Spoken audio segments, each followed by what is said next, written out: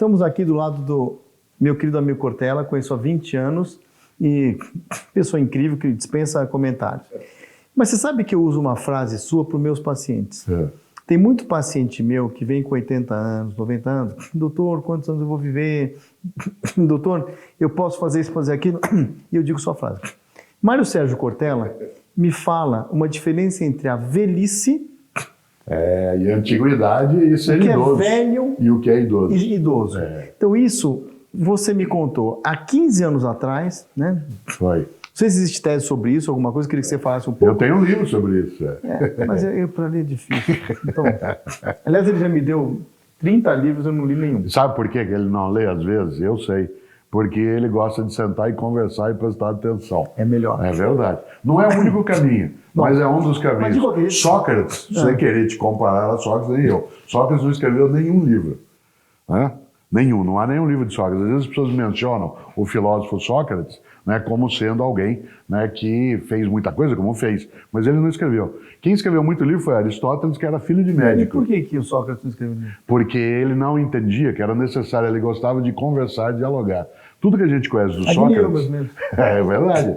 Tudo que a gente conhece do Sócrates veio por meio de Platão, porque Platão escrevia em forma de conversa, de diálogo. E a principal personagem de Platão era o Sócrates. Aliás, na filosofia, há muitos filósofos que são da área de medicina, né, que vieram. Por exemplo, John Locke é um dos primeiros, ele um grande filósofo, né, do mundo moderno, um dos primeiros a lidar com aquilo que a gente chamaria hoje de retirada de uma parte ruim do que seria um tumor de um fígado. Ele faz uma das primeiras cirurgias dessas. Mas o mais curioso é quando você fala de idoso e velho, lembrando um pouco daquilo que nós conversamos, eu gosto sempre de imaginar que nesses 20 anos, por exemplo, que a gente se conhece, a gente foi ficando mais idoso, mas lutamos para não ficar velho.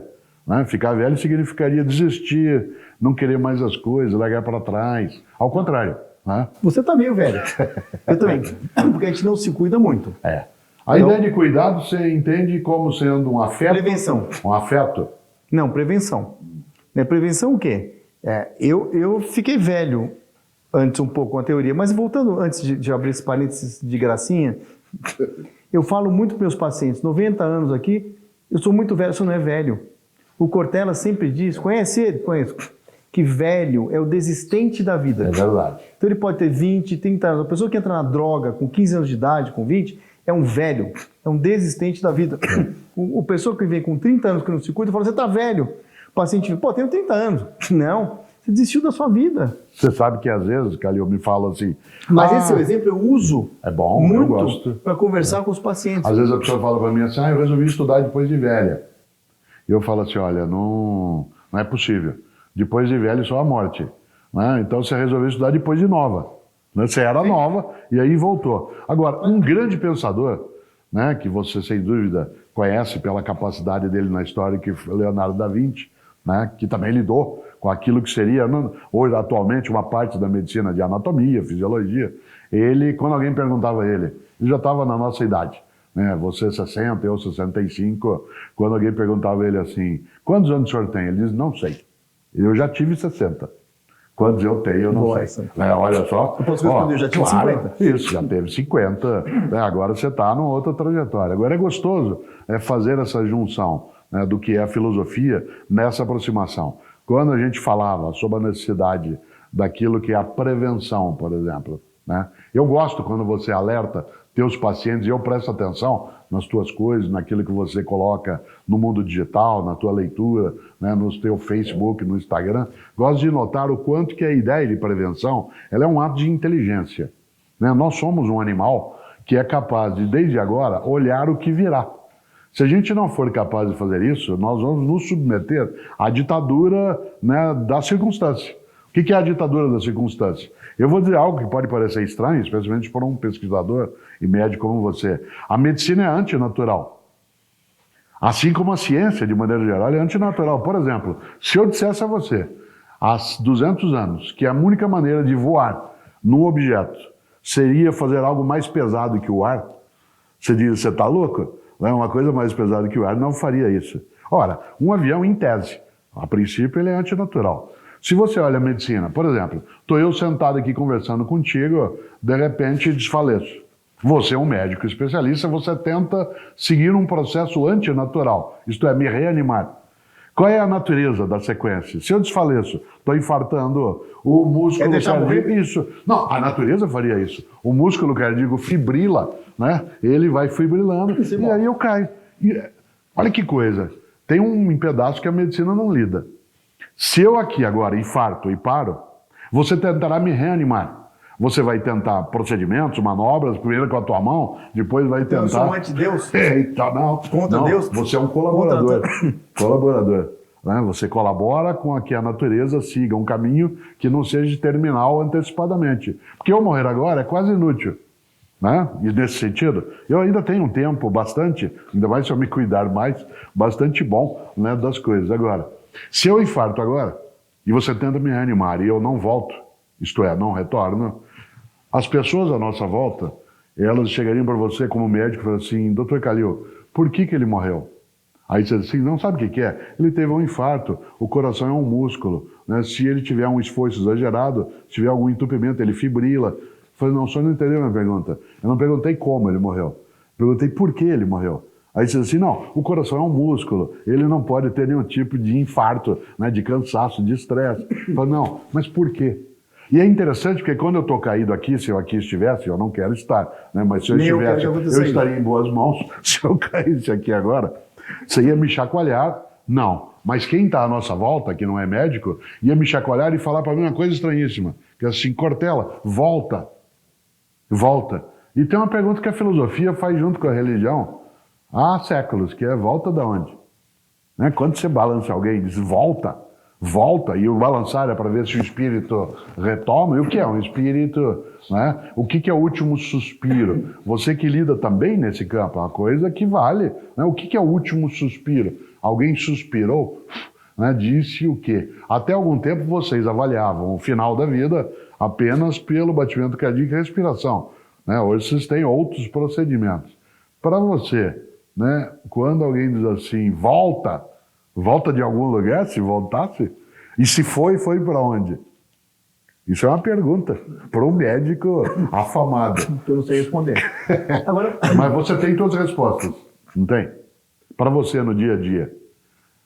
Eu tenho minhas respostas. Eu acho que a vida não é banal, não é vazia. Não é mesmo. Né? O grande Manuel de Barros, um homem que morreu com quase 100 anos, ele dizia, e isso é importante, ele dizia, quando ele já estava bem idoso, as pessoas falam, como é que o senhor está? Ele diz, eu não estou indo em direção ao fim, eu estou indo em direção às origens.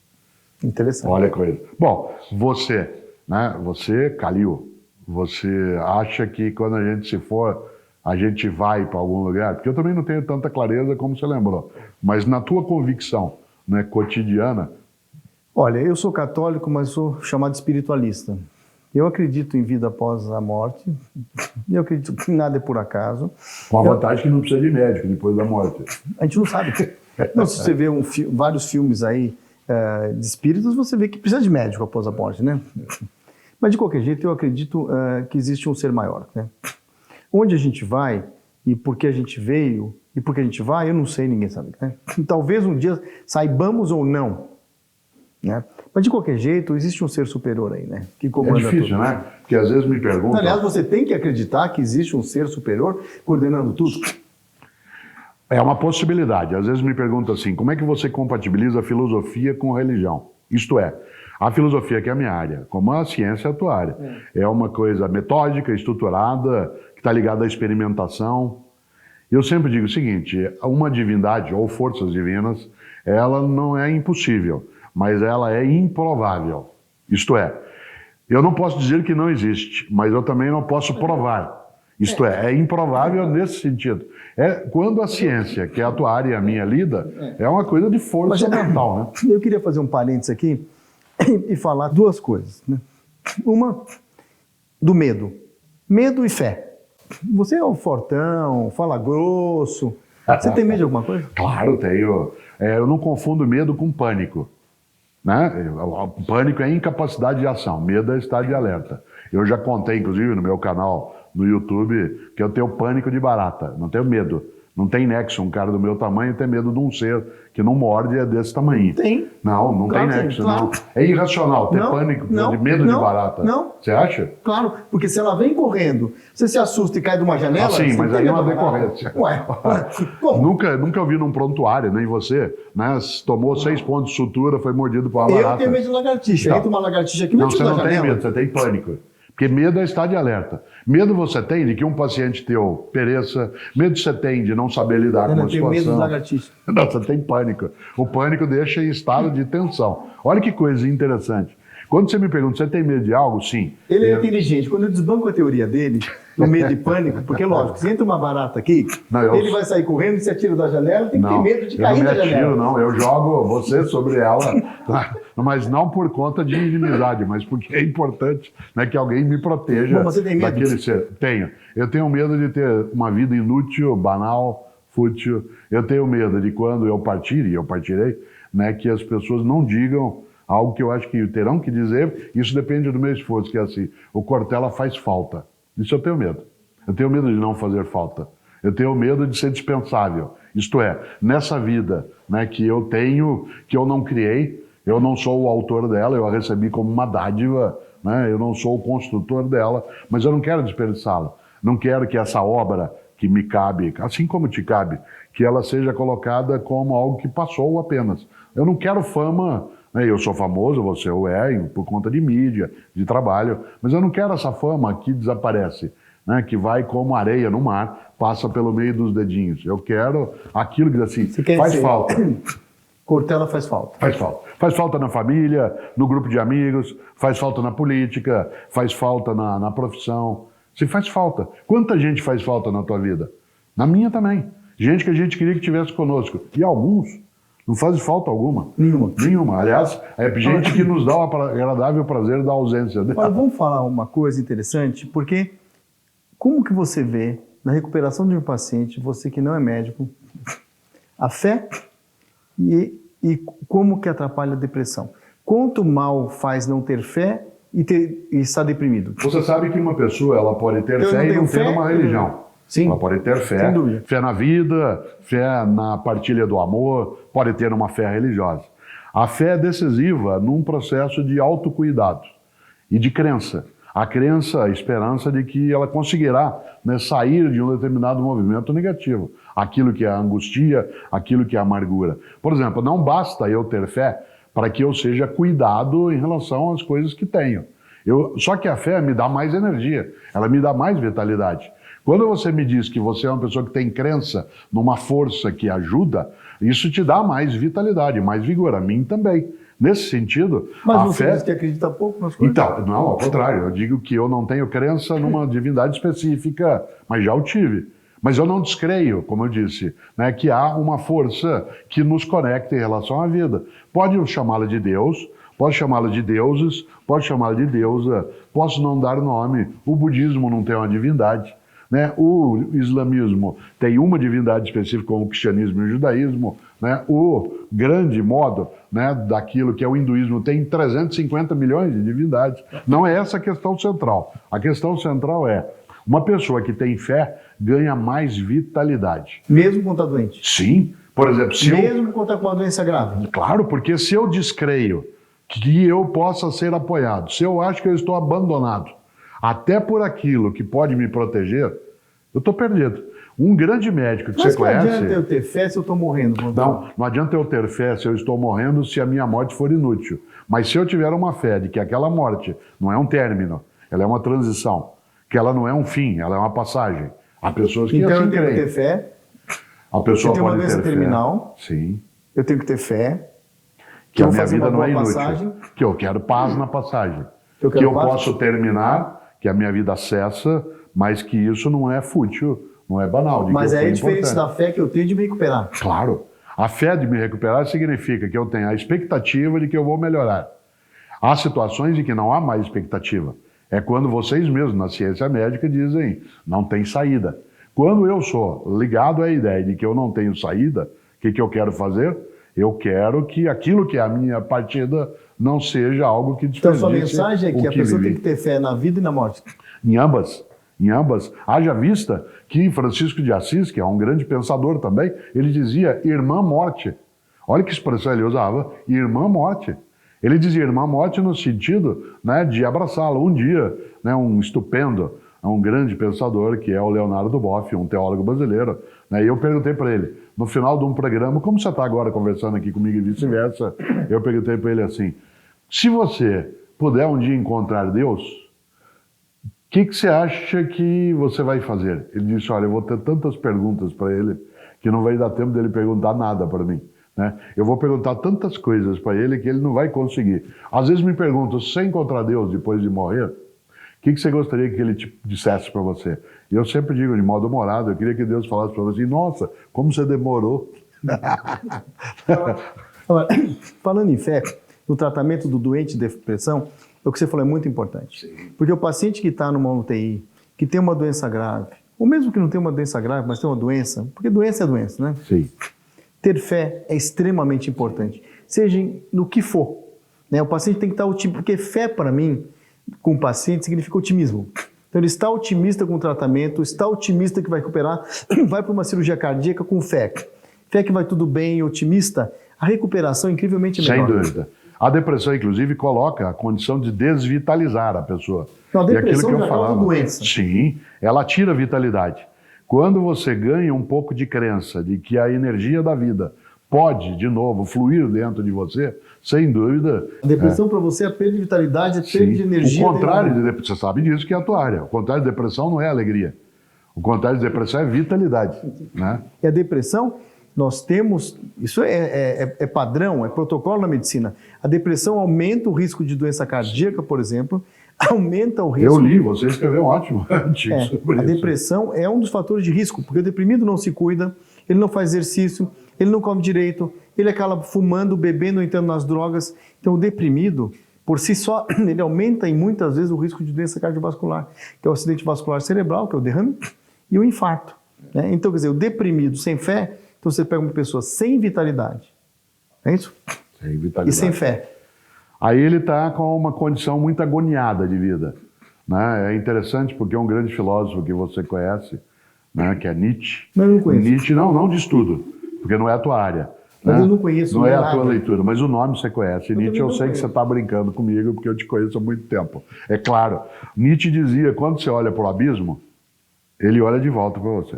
Quando você olha para o abismo, quando você vai se ele olha de convencer volta para que eu você. sou um pouco ignorante nisso, porque Graças eu tenho uma aos falha céus. de formação. Não, eu não você sou tem a filósofo, formação em eu não outra estudei, área. eu não sei. Para mim, a minha vida é medicina, Então, né? eu citei para o seu Manuel de Se você Barros, perguntar né? para mim que filme você gosta, qual é o filme que você gosta? Batman, Sim, Perdido isso eu nos sei. Espaços. É. E- Você gosta de quem? Dr. Smith? No Perdido Dr. nos Smith, Espaços? adoro. Porque eu sabia que era Não, o teu então, personagem. agora Eu não é. gosto do robô, que passava o tempo dizendo perigo, perigo. Né? Você falou, eu falei do Manuel de Barros antes, e ele tem uma frase que você vai gostar. Ele dizia, tenho o privilégio de não saber quase tudo. Olha só, isso? eu tenho o privilégio de não saber Sandra. quase tudo. É. A Sandra que está aqui nos assistindo, numa próxima entrevista, você não pode demonstrar ignorância. O que é demonstrar ignorância? Você tem que saber um filme, um livro. Batman, Eu não você gosta tenho. de todos os Batman, você gosta? Toda, a série toda, Perdido no Espaço, Você não assistiu a série Perdido no Espaço na televisão? Assistiu? Eu? Assistiu? Você Todas. tem idade? Tem? Tenho. E o Star Trek? O Guerra nas Estrelas, Jornada nas Estrelas? Não, Jornada eu não gosto. Não. Então qual que eu não gosto? Eu gosto do Spock. Porque ele é racional? Porque ele é meio Kalil, é isso? Não, eu não sou nacional. Não? Não. Você não assuste. Claro que você é. É que a tua racionalidade tem uma efervescência, né, de emoção que é muito forte. Agora, você falava do Batman, né? A filosofia, ela traz um pouco essa ideia do que é o mundo da ficção. A tua ficção, ela não é por acaso. De novo, eu não sou psicanalista, mas é divertido imaginar, né? Eu já vi fotos tua vestida de Batman, é Adoro, verdade? tenho todas as fantasias. Todas. Você já postou na rede social uma foto tua de Batman? Já. Uma das coisas Eu boas estou é... treinando agora subir um prédio com corda e tal. Sim. E pra Você sabe que eu mais tenho real. ótimos Não ortopedistas consegui que ainda. eu conheço que podem te ajudar depois, Que eu caí, né? a posteriori, sem dúvida. Eu lembrei de um médico, Kalil, que eu não posso esquecer. Um grande mineiro que você conhece de nome, né, que é Guimarães Rosa. Sim. Guimarães Rosa, Ele nasceu numa cidade que tem a ver com a tua área, que é Cordesburgo, a cidade do coração, né, em Minas Gerais. E Guimarães tem uma obra que tem tudo a ver com isso que você está dizendo, e eu também. Ele tem uma obra que todo mundo sabe, que é Grande Sertão Veredas. A vida é Grande Sertão. Isto é, a vida é um lugar difícil, complexo. A gente tem a sensação, às vezes, de abandono, que está sozinho nisso tudo. Mas tem veredas. Isto é, tem um lugar que você escapa do Grande Sertão. E a pior coisa no Grande Sertão é ficar abandonado. Uma das coisas que permite que a gente tenha a vereda é a fé. A outra é a ciência. A outra é a arte. A outra é a religião. A outra é a filosofia. Todas essas veredas da vida, a filosofia, a arte, a ciência, a religião, servem para a gente não ter, né, uma agonia que seja desesperadora. Agora, uma última pergunta.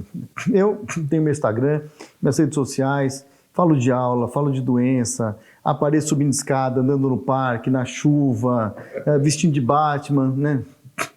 E tenho, sei lá, bastante, uns 160 mil seguidores no Instagram, que é muito, né?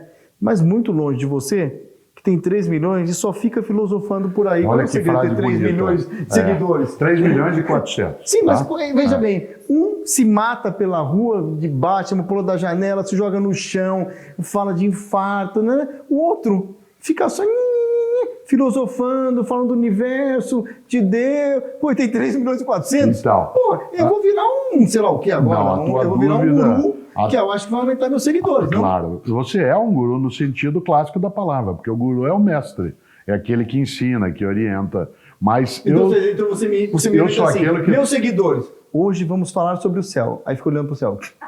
Não. Aí acabou. Isso aí, vamos fazer mais isso aí sucesso. não. Pode ser. Se você tiver vestido de Batman, é provável. É provável que você aumente. Mas eu seguiria alguém como você, como sigo, porque você aconselha, você mostra o teu lado humano, você indica a ciência. É por isso que eu sigo. Se você ficasse fazendo filosofia que não é a tua área, eu não seguiria. Não, mas eu gostaria assim que você como ninguém seguisse seguiria de uma se eu maneira fosse mais médico. alardeante.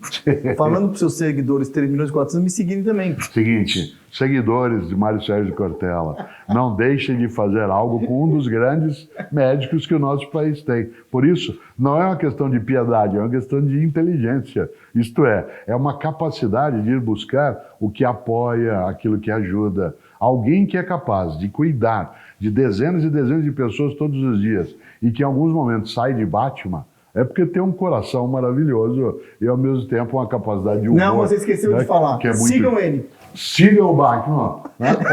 Ou, não, Batman não. Sigam o Dr. Calil. Olha que coisa, isso é uma frase antiga, que era, quando toda vez que tinha alguma coisa criminosa, em francês, para se descobrir, a frase era cherchez la femme, né? Procure a mulher que você vai achar a razão. No caso aqui é cherchez Dr. Calil, procure o Dr. Calil. Muito obrigado. Nas redes. Opa!